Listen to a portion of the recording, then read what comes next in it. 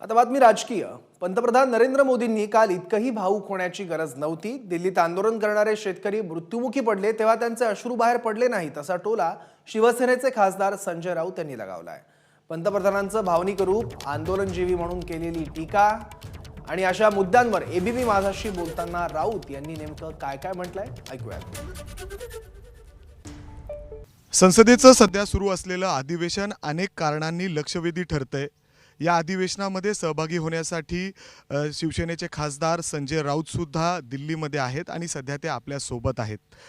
Sir, काल तुम्ही देशाचे पंतप्रधान नरेंद्र मोदी हे भावनिक झाल्याचं पाहिलं असेल, सगळ्या देशांनी पाहिलं, तुम्ही तर अगदी जवळून हे पाहिलं असेल।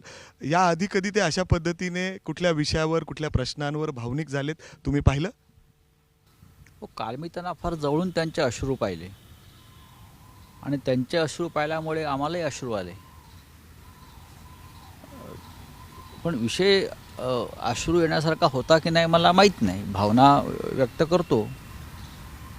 पण मी श्री मोदी हे अनेक वर्ष राजकारणामध्ये आहेत, आज नाही आहे। ते गुजरातचे मुख्यमंत्रीसुद्धा बराच काळ होते, नंतर ते दिल्लीच्या राजकारणामध्ये आले। मुख्यमंत्री असतानाही ते राज्यकर्ते होते। मुख्यमंत्री असतानासुद्धा मी त्यांना पाहिलं आहे की फार चांगल्या प्रकारे ते गुजरातचं कारभार चालवत होते। मुख्यमंत्री असतानासुद्धा त्यांच्यावरती असे अनेक प्रसंग आले, पण मुख्यमंत्री पदावरती असताना त्यांच्या भावनेचा बांध कधी फुटला असं मी पाहिलं नाही। ते कठोर राज्यकर्ते म्हणून काम करत होते। पण जेव्हा ते दिल्लीत आले त्या पहिल्या दिवसापासून त्यांचा अधूनमधून अशा भावनेचा बांध फुटतो आहे।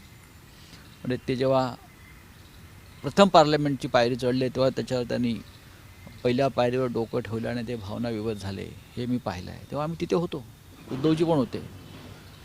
त्यानंतर जेव्हा त्यांचं प्रधानमंत्रीपदासाठी नाव मुकरर केलं तेव्हाही ते भावनाविवश झाले। एका प्रसंगात मी त्यांना पाहिलं आहे की श्री अडवाणी यांनी त्यांच्या भाषणामध्ये हे नरेंद्र भाई की कृपा आहे हम पे वगैरे असं काहीतरी बोलल्यावरती ते भाषणात त्यांना अश्रूचा बाण फुटला आणि अडवाणी जी आप इस प्रकार से भाषा का इस्तेमाल मत करिए वगैरे असं मध्ये काही प्रसंग मी पाहिले त्यांचे। पण पंतप्रधान पदावरील व्यक्ती म्हणजे हा एक विक्रम आहे। 6 किंवा 7 वेळा त्यांच्या अश्रूचा बांध फुटला। हा खरं म्हणजे देशाच्या पंतप्रधान पदावरील व्यक्तीचा एक विक्रम आहे। पण ठीक आहे, माणूस असतो तो भावनाविवश होतो। पंतप्रधानसुद्धा एक माणूस आहे आणि त्यांना एखाद्या जुन्या प्रसंगाच्या आठवण येऊन काही अश्रू त्यांचे आले असतील तर त्या अश्रूंच्या संदर्भात कोणीही राजकारण करू नये किंवा चेष्टा करू नये। सर, परंतु ज्या पद्धतीने ते भावनिक झाले, त्यांचे अश्रू अनावर झाले, म्हणजे देशामध्ये अनेक प्रश्न आहेत त्यावर। म्हणजे अर्थात सगळ्यात मोठा प्रश्न तो म्हणजे दिल्लीच्या वेगवेगळ्या सीमांवर शेतकरी मागील जवळपास 75 दिवस होत आले ते आंदोलन करतायत।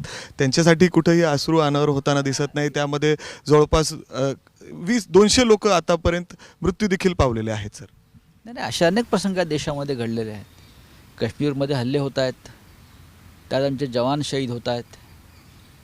इतर राज्यामध्ये अशा प्रकारच्या हल्ल्यामध्ये आमचे जवान शहीद होत आहेत, हे सत्य आहे। किंवा आता ताजा विषय जो आहे हा शेतकरी आंदोलनाचा आहे। म्हणजे लाखोच्या संख्येने शेतकरी गेल्या 3-4 महिन्यापासून रस्त्यावर आहेत।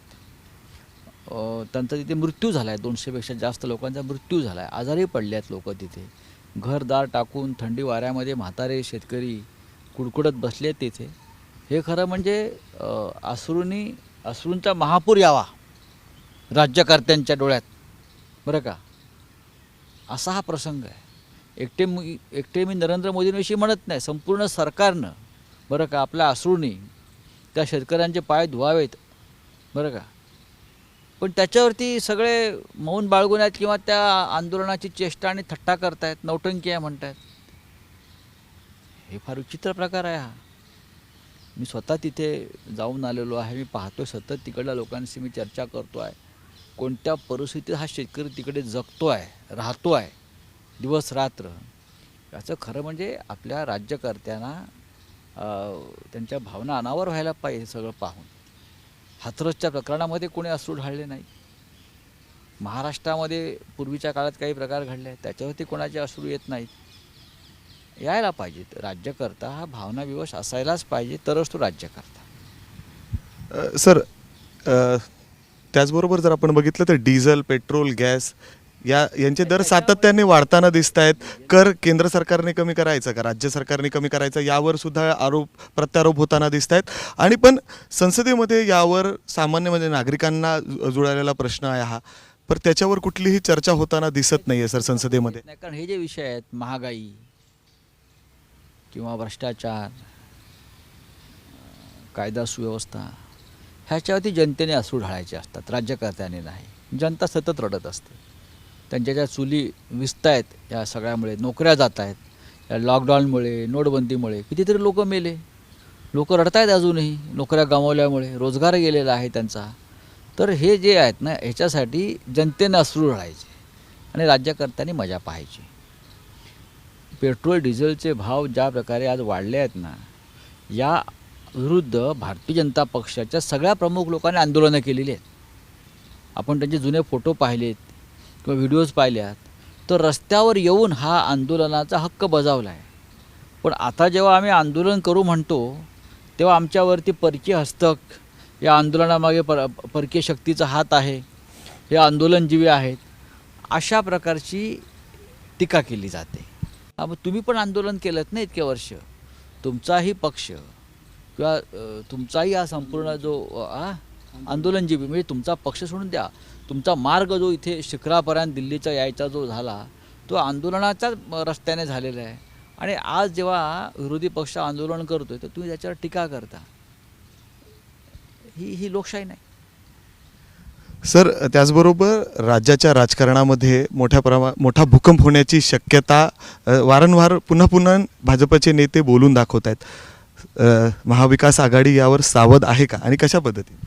काही गरज नाही सावध वगैरे असण्याची. ही जी व्यवस्था आहे महाराष्ट्रातली सत्तेची, ही पूर्ण 5 वर्षासाठी आहे. आणि जरी अमित शहाजी कोकणातून सांगून गेले की आहे 3 चाकी रिक्षा आहे किंवा 3 व्हीलर आहे, हो ना, पण 3 चाकी रिक्षा जरी असली तरी ती व्यवस्थित चालली आहे. आणि आमच्या 3 चाकी रिक्षाची सगळे काय स्टिअरिंग, नट, बोल्ट, गिअर सगळे आमच्या हातामध्ये व्यवस्थित आहेत. त्याच्यामुळे कोणी काही चिंता करण्याचं कारण नाही. भूकंप वगैरे काही होत नाही. पडला तर मुसळधार पाऊस पडेल आणि सगळं थंड होईल. सर, आरक्षणाच्या मुद्द्यावरून महाराष्ट्रामध्ये भाजपाने चांगलंच रान पेटवलं होतं आणि त्यानंतर आता ओबीसीचे मोर्चे देखील मोठ्या प्रमाणात निघाले होते. या मराठा आरक्षणासाठीचे मोर्चे आणि त्याचबरोबर ओबीसीच्या मोर्चांकडे तुम्ही कसं पाहता? महाराष्ट्र हा जातीपातीमध्ये फाटू नये. महाराष्ट्र सामाजिकदृष्ट्या दुभंगून आहे. आम्ही बाळासाहेब ठाकरेंचं नेतृत्व आयुष्यभर मानलं, या महाराष्ट्राने मानलेलं आहे. बाळासाहेबांनी काय सांगितलं होतं शिवसेना स्थापन करताना, की मराठी माणसाची एकजूट भक्कम पाहिजे. म्हणजे मराठेतर, ब्राह्मणेतर, घाटी, कोकणी, स्पृश्य, अस्पृश्य, बरं का, हे सगळे वाद गाडून मराठी माणसाची भक्कम एकजूट उभारा. 96 कोळी, 92 कोळी, कोणी नाही, सगळे मराठी आहोत आपण. त्याच्यामध्ये आता अनेक समाज घटक आहेत, ते आर्थिकदृष्ट्या दुर्बल झाले आहेत. मग मराठा समाज असेल, ओबीसी असतील, प्रत्येकाला त्यांचा न्याय्य वाटा मिळावा, ही या राज्याच्या मुख्यमंत्र्यांची भूमिका आहे. आणि मला असं वाटतं, काही गोष्टी जरी न्यायालयीन कचाट्यात अडकून पडल्या असल्या किंवा अडकवल्या गेलेल्या आहेत, तर त्या आता राज्य सरकार म्हणून त्याच्यामध्ये लक्ष घालत आहे आणि सगळ्यांना न्याय मिळावा ही सगळ्यांची भूमिका आहे. सर, वैभववाडीत काल आपण बघितलं की 7 भाजपाच्या नगरसेवकांनी शिवसेनामध्ये प्रवेश केला. त्यानंतर निलेश राणेंनी विनायक राऊतांना थेट धमकी देखील दिलेली आहे. आव्हान समजायचं काय? सोडून द्या होते, कोण धमक्या बिमक्या शिवसेनेला कसं काय देऊ शकेल? बघा, तुम्ही ज्या भूकंपाचा उल्लेख केला ना, त्या भूकंपाची सुरुवात ही वैभववाडीतून झाली असं मी म्हणतो. ही भूकंपाची सुरुवात जी आहे ना, ही कोकणातल्या वैभववाडीतून झाली, हे मी तुम्हाला आत्ता सांगतो. आणि भूकंपाचे असे अनेक लहान मोठे धक्के पुढल्या काही महिन्यात बसणार आहेत. सर, विधानसभाच्या अध्यक्षपदाचा राजीनामा दिल्यानंतर त्याचा प्रश्न उपस्थित होतो की आता हे जागा कुणाला मिळणार. त्याचबरोबर काँग्रेसकडून उपमुख्यमंत्री पदाची दावा केला जातोय अशी देखील चर्चा आहे. परंतु आता प्रश्न आहे, सगळ्यांना उत्सुकता आहे की कसं होणार हे पुढं. बघा, या संदर्भात महाविकास आघाडीचे जी सुकाणू समिती आहे ते बसून निर्णय घेतील. विधानसभेचं अध्यक्षपद हे वाटाघाटीमध्ये काँग्रेसच्या वाट्याला घेतलं किंवा त्यांनी ते मागून घेतलं की आम्हाला विधानसभेचं अध्यक्षपद पाहिजे. एक मात्र नक्की, तेव्हा असं ठरलं नव्हतं की 1 वर्षात लगेच निवडणूक घ्यावी लागेल. काँग्रेस पक्षानं त्यांचा आता उमेदवार जो आहे विधानसभेचे नाना पटोले, त्यांना पक्षाचे अध्यक्ष केल्यामुळे राजीनामा द्यावा लागेल. पण तेव्हाही ठरलं नव्हतं ना की आज आम्ही अध्यक्ष करतो आहे, अध्यक्षपद घेतो आहे, त्याचा आम्ही वर्षभरात राजीनामा घेऊ, म्हणजे परत आम्हाला निवडणुकीला सामोरं जावं लागतं. हे टाळता आलं असतं बरं झालं असतं. आघाडी सरकारमध्ये असे प्रसंग वारंवार निवडणुका घेण्याचे, घटनात्मक पदाच्या म्हणजे आमदारांच्या, हे कमीत कमी व्हायला पाहिजे सरकारच्या स्थैर्यासाठी, असे माझं मत आहे. असं राज्याच्या मुख्यमंत्र्यांचंही म्हणणं आहे, हे शरद पवार साहेबांचंही तेच म्हणणं आहे. पण आता प्रसंग आमच्यावरती आलेला आहे, आम्ही सामोरे जाऊ आणि ज्या बहुमतानं मागच्या वेळेला ही निवडणूक झाली होती तोच आकडा कायम ठेवू.